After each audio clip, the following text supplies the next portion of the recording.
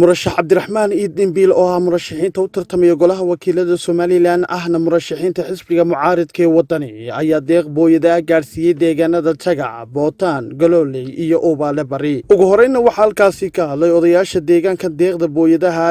la gaarsiiyay oo murashaxa uga mahadnaqay deeqdan uu soo gaarsiiyay waqtigan ay ku jiraan abaaraha iyagoo arrimahaasi ka hadlayna waxay yiraahdeen musharaxa xildhibaanka Cabdiraxmaan Iidinbiil ayaa halkan noo keenay booyad biyo ah wixii dambe way noo soo wadi doonaan annaguna abaalmarinta haddii alla yidhaa waanu celin doonaa waa musharaxayagii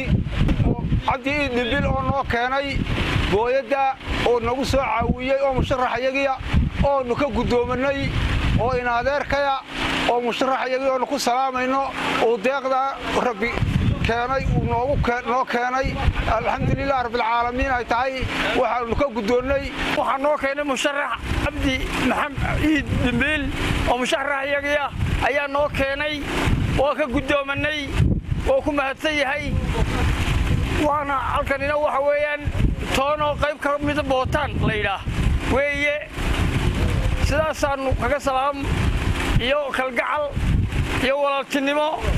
يوم شرع يجيو لكم هذينه عن قالوا له سوقي وسلام يا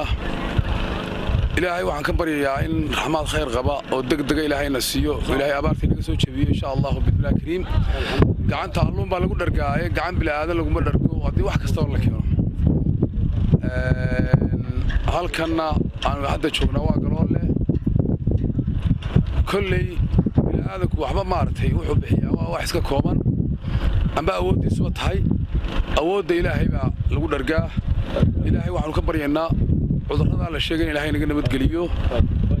رحمة خير غمنا إلهي نسي إن شاء الله بإذن الله كريم. ugu dambeyntii Cabdiraxmaan Iidinbiil murashaxa u tartamaya golaha wakiilada Somaliland ayaa ka hadlay deeqdan uu soo gaarsiiyay waxaanu yiri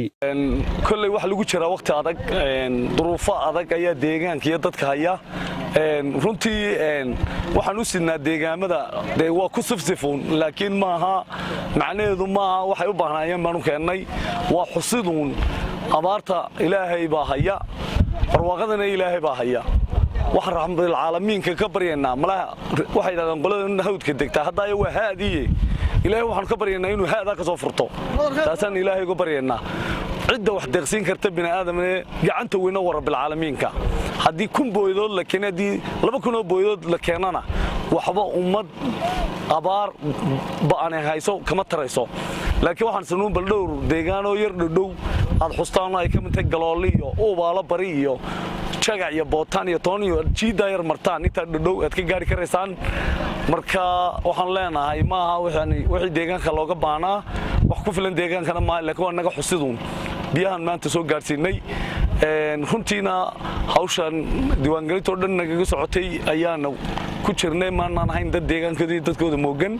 xalay 12 oo waxlaaban keenay magaalada Kaamtuugo ahayd goobihii la keenay kaar qaadashada shalay markii la soo xiray baa goordaba ka soo baxnay markii intii ugu dambeysay dadkii awd keenay baxaan waxaan leenahay tolkayo naga raaliada haddaan wax ka badan hayno iyo ummadayadaba dadka abaaraysan anagu waxaan nahay musharaxiinta gobolka Murjaac ka sharaxan magaciisa waa Cabdiraxmaan Iidinbiil inaan ku qadimaabay hayde waa sida gobolka Murjaac guud ahaan abaar baa haysa ilaahay waxaan leenahay iyo guud ahaan ummadda Somaliland ba ilaahay ka soo jabiyo abaarta ilaahay abaarta ka soo jabiyo waxayna la gudboon duco ilaahay idinkii waxaan ka baryaynaa safarnaan maalin dhaweed wacyi gelinaan ugu baxay Abakar iyo Hawdka sare iska maalintan jooga baan ku ilaahay idinkii waxaan ka baryayaa in inta dadka leeyahay waan imanaynaa kaar qaadashada hawlahan ka shaqeynaysan odayaashii deegaanka in ilaahay roob dhowr saddexda cishay socoto inuu ilaahay roob shubo waxay noo sheegeen odayaashii inuu rabad madar khayr qaba ka daayo oo fiican hayay shalay galkii dambe oo bishu 2 Abriil ahayd jiida ka hooseysa awaare ilaa ayalaadaan agteedin roob uu hayay tan oo kale waxaan uga baryaynaa ilaahay idinkii markaan saa uga dhaqaaqna bari toolaba inuu ilaahay roobkii raxmaadka u shubo